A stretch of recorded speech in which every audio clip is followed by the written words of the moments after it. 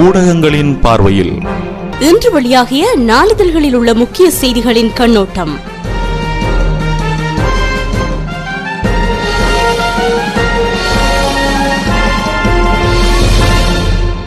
இலங்கையின் பிரதம நீதியரசர் ஷிராணி பண்டாரநாயக்கவிற்கு எதிராக ஆளும் தரப்பினர் கொண்டு வந்துள்ள குற்ற பிரேரணை தற்போது ஐநா வரை எதிரொலித்துள்ளது. இந்த நிலையில் 13வது திருத்தச் சட்டத்தை அகற்றுவதை இந்தியா ஒருபோதும் ஏற்காது என இந்திய புதிய வெளிவிவகார அமைச்சர் அறிவித்துள்ளார். வணக்கம் நேயர்களே, இன்று நவம்பர் மாதம் 5ஆம் திகதி திங்கட்கிழமை மற்றும் ஒரு ஊடகங்களின் பார்வை நிகழ்ச்சியூடாக இன்று உங்களை சந்திக்கிறேன். இன்றும் நாம் வீரகேசரி நாளிதழை முதலாவதாக பார்க்கலாம். அதனுடைய பிரதான தலைப்புச் செய்தி: பிரதம நீதியரசர் மீதான விசாரணையில் தேசிய சர்வதேச கண்காணிப்பு அவசியம். ஐக்கிய தேசிய கட்சி வலியுறுத்தல், விசாரணைகள் வெளிப்படை தன்மையுடன் அமைய வேண்டும் என்கிறது என்ற பிரதான தலைப்புடன் வீரகேசரி வெளிவந்துள்ளது. பிரதம நீதியரசர் ஷிராணி பண்டாரநாயக்க மீதான குற்றச்சாட்டுக்களை விசாரிப்பதை கண்காணிப்பதற்கு தேசிய சர்வதேச கண்காணிப்பாளர்களுக்கு அரசாங்கம் வாய்ப்புகளை வழங்க வேண்டும் என ஐக்கிய தேசிய கட்சியின் கண்டி மாவட்ட நாடாளுமன்ற உறுப்பினர் லக்ஷ்மன் கிரியல்ல தெரிவித்தார். இலங்கை சட்டத்தரணிகள் சங்கம் மற்றும் நீதிபதிகள் சங்கம் இந்த பிரச்சனை தொடர்பில் குரல் கொடுத்து சிவில் சமூகத்தை வெளிப்படைய செய்ய வேண்டும் எனவும் அவர் தெரிவித்தார். கொழும்பில் எதிர்க்கட்சி தலைவர் அலுவலகத்தில் நேற்று ஞாயிற்றுக்கிழமை நடைபெற்ற ஊடகவியலாளர் சந்திப்பின் போதே லக்ஷ்மன் கிரியல்ல எம்பி இதனை தெரிவித்ததாக அந்த பிரதான செய்தி நீண்டு செல்கிறது. இதனை தவிர ஜெனீவாவில் இலங்கை குறித்த அறிக்கையை இந்தியா உட்பட 3 நாடுகள் இன்று சமர்ப்பிக்கும். மீண்டும் இலங்கை தொடர்பில் ஆராய்வு என்ற தலைப்பில் இன்னும் ஒரு செய்தி வெளிவந்துள்ளது. ஜெனீவாவில் அமைந்துள்ள ஐக்கிய நாடுகள் சபையின் மனித உரிமை பேரவையில் நடைபெற்று வரும் பூகோள கால மீளாய்வு கூட்டத்தொடரில் இன்று திங்கட்கிழமை இலங்கை தொடர்பான ஆய்வு அறிக்கை பேரவைக்கு சமர்ப்பிக்கப்பட உள்ளது. இலங்கையின் மனித உரிமை விவகாரங்கள் குறித்து ஆராய்வதற்கு பேரவையினால் நியமிக்கப்பட்ட இந்தியா, ஸ்பெயின், பெனின் ஆகிய நாடுகளை இலங்கை தொடர்பான அறிக்கையை பேரவையில் இன்று சமர்ப்பிக்க உள்ள நிலையில் அது தொடர்பில் இன்றைய தினம் விவாதிக்கப்பட உள்ளது. பெருந்தோட்ட கைத்தொழில்துறை அமைச்சரும் மனித உரிமை விவகாரம் குறித்த ஜனாதிபதியின் விசேட பிரதிநிதியுமான மஹிந்த சமரசிங்க தலைமையிலான குழுவினர் கால மீளாய்வு கூட்டத்தொடரில் கலந்து கொண்டுள்ள நிலையில் இலங்கை தொடர்பில் முன்வைக்கப்படும் கேள்விகளுக்கு பதிலளிக்க உள்ளனர். இந்த நிலையில் இந்தியா, ஸ்பெயின் மற்றும் பெனின் ஆகிய நாடுகளின் அறிக்கை எவ்வாறு அமையும் என்பது தொடர்பிலே அனைவரது கவனமும் திரும்பியுள்ளது. ஒரு மாதத்திற்கு முன்னர் குறித்த 3 நாடுகளும் இலங்கையின் மனித உரிமை நிலைமைகளை ஆராய பேரவையினால் நியமிக்கப்பட்ட போது இலங்கை அது தொடர்பில் தனது அதிருப்தியை வெளியிட்டிருந்தது. காரணம், குறித்த 3 நாடுகளும் இவ்வருடம் மார்ச் மாதம் ஜெனீவாவில் நடைபெற்ற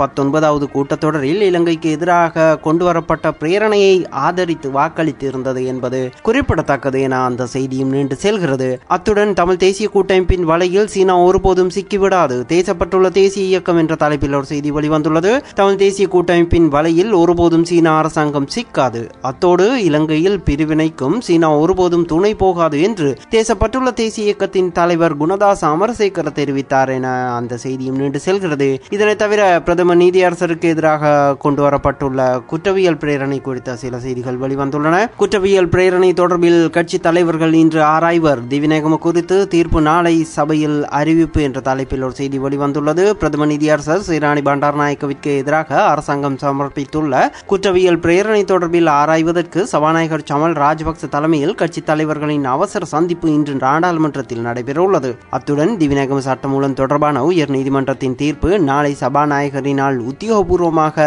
அறிவிக்கப்பட உள்ளதாக அந்த செய்தியும் நீண்டு செல்கிறது. அத்தோடு சட்டத்தரணிகள் சங்கம் சபாநாயகரை சந்திக்கும் என்ற தலைப்பில் ஒரு செய்தி வெளிவந்துள்ளது. பிரதம நீதியரசர் ஷிராணி பண்டாரநாயக்கவிற்கு எதிராக சமர்ப்பிக்கப்பட்டுள்ள குற்றவியல் பிரேரணை தொடர்பில் விவாதிப்பதற்காக இலங்கை சட்டத்தரணிகள் சங்கத்தின் நிறைவேற்று குழு சபாநாயகர் சமல் ராஜபக்சவை சந்தித்து பேச உள்ளதாக அந்த செய்தி நீண்டு செல்கிறது. இதனை தவிர பிரதம நீதியரசருக்கு எதிரான குற்றவியல் பிரேரணை ஜனநாயகத்திற்கு விரோதமானது, விஜித ஹேரத் எம்பி தெரிவிப்பு என்ற தலைப்பில் இன்னும் ஒரு செய்தியும் வெளிவந்துள்ளது. அத்தோடு ஹெஜின் தீர்ப்புக்கு எதிராக மேன்முறையீடு செய்யப்படும், அமைச்சர் சுசில் பிரேமஜயந்த என்ற தலைப்பில் இன்னும் ஒரு செய்தியும், இந்திய ராணுவ தளபதி டிசம்பரில் இலங்கை வருகை என்ற தலைப்பிலும், சார்ல்ஸ் பெட்டியின் அறிக்கை வரும் வரை ஐநா நிபுணர் குழு காத்திருக்கிறது, மர்சுகி தர்ஸ்மன் தெரிவிப்பு என்ற தலைப்பில் இன்னும் சில செய்திகளையும் வீரகேசரி அதன் முன்பக்கத்தில் வெளியிட்டுள்ளது. அதேபோல இன்றைய தினம் வெளிவந்துள்ள உதய நாளிதழை பார்க்கலாம். 13ஐ அகற்றுவதை இந்தியா ஏற்காது, வெளிவிவகார அமைச்சர் குர்திஷ் என்ற தலைப்பில் இன்றைய பிரதான செய்தியை உதயன் வெளியிட்டுள்ளது. அரசியலமைப்பின் 13வது திருத்தச் சட்டத்தை அடிப்படையாக கொண்டே இலங்கையின் இனப்பிரச்சினைக்கு தீர்வு காணப்பட வேண்டும். 13வது திருத்தச் சட்டத்தை ஒழிப்பதை இந்தியா ஒருபோதும் ஏற்காது என்று இந்திய வெளிவிவகார அமைச்சர் சல்மான் குர்திஷ் தெரிவித்தார் என அந்த செய்தி நீண்டு செல்கிறது. அத்தோடு பிரதம நீதியரசர் விவகாரத்தை கையில் எடுத்தது ஐநா ஆணையாளர் நவம் பிள்ளை தீவிர கவனம் என்ற தலைப்பில் இன்னும் ஒரு முக்கிய செய்தியும் வெளிவந்துள்ளது. இலங்கையின் பிரதம நீதியரசர் கலாநிதி ஷிராணி பண்டாரநாயக்கவிற்கு எதிராக நாடாளுமன்றத்தில் முன்வைக்கப்பட்டுள்ள குற்றப்பிரேரணை விவகாரம் தொடர்பில் ஐநா மனித உரிமைகள் சபையின் ஆணையாளர் நவநீதன் பிள்ளை கூடுதல் கவனம் செலுத்தி அது குறித்து தீவிரமாக ஆராய்ந்து வருகிறார் என ஜெனீவாவில் உள்ள ஐக்கிய நாடுகள் மனித உரிமை ஆணையாளர் அலுவலகம் நேற்று தெரிவித்ததாக உதயனின் அந்த செய்தியும் நின்று செல்கிறது. அதேபோல அரசு பணியாளர்கள் அதிக சம்பளத்தை எதிர்பார்க்க கூடாதாம். பசில் அறிவிப்பு என்ற தலைப்பிலும் வடக்கு கிழக்கிலிருந்து ராணுவத்தை விலக்க வேண்டும் அமெரிக்க தூதுவர் மீண்டும் வலியுறுத்தல் என்ற தலைப்பிலும் இன்னும் சில செய்திகளும் உதயன் பத்திரிகையில் முக்கியமாக வெளிவந்துள்ளன. நாம் அடுத்ததாக இன்றைய தினம் வெளிவந்துள்ள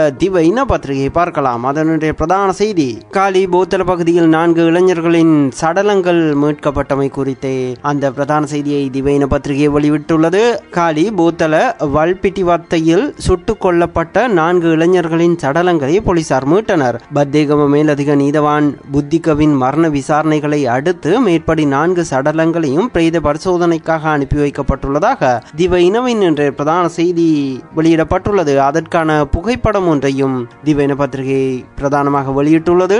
அத்தோடு இந்த கொலை சம்பவங்கள் குறித்து விரிவான விசாரணைகளை காவல்துறையினர் ஆரம்பித்துள்ளதாக இன்னும் ஒரு செய்தியையும் திவ இன பத்திரிகை வெளியிட்டுள்ளது. அதேபோல பிரித்தானியா இலங்கை மீது மனித உரிமை குற்றச்சாட்டுகளை சுமத்துவதாக இன்னும் ஒரு செய்தியும் வெளியிடப்பட்டுள்ளது. அவை இன்றைய திவ இன பத்திரிகையின் முக்கிய செய்திகளாக காணப்படுகின்றன. அதேபோல டெய்லி மிரர் பத்திரிகையை பார்க்கலாம். அதன் இன்றைய பிரதான தலைப்புச் செய்தியும் காலி பிரதேசத்தில் 4 இளைஞர்கள் சுட்டுக் கொல்லப்பட்ட சம்பவம், அவர்களது உடலங்கள் மீட்கப்பட்ட சம்பவம் குறித்த பிரதான செய்தியை டெய்லி மிரர் பத்திரிகையும் பிரதானமாக வெளியிட்டுள்ளது. அதேபோல தமிழ் தேசிய கூட்டமைப்பு நாடாளுமன்ற உறுப்பினரின் மைத்துனர் ஒருவர் கொல்லப்பட்ட சம்பவம் குறித்து சந்தேக நபர் கைது செய்யப்பட்டுள்ளதாக ஒரு செய்தியும் அவர் வழங்கிய வாக்குமூலம் குறித்த சில செய்திகளையும் டெய்லி மிரர் அதன் முன்பக்கத்தில் வெளியிட்டுள்ளது. அதேபோல பிரதம நீதியரசருக்கு எதிராக கொண்டு வரப்பட்டுள்ள குற்றவியல் பிரேரணை குறித்த விசாரணைகளுக்கு தேசிய மற்றும் சர்வதேச கண்காணிப்பாளர்கள் அனுமதிக்கப்பட வேண்டும் என ஐக்கிய தேசிய கட்சி விடுத்த கோரிக்கையும் ஒரு முக்கிய செய்தியாக டெய்லி மிரர் பத்திரிகை அதன் முன்பக்கத்தில் வெளியிட்டுள்ளது. நாம் அடுத்ததாக தமிழகத்தில் இருந்து வெளிவந்துள்ள தினமணி பத்திரிகையை பார்க்கலாம். அந்நிய முதலீடு பிரதமர் சோனியா உறுதி என்ற பிரதான தலைப்புடன்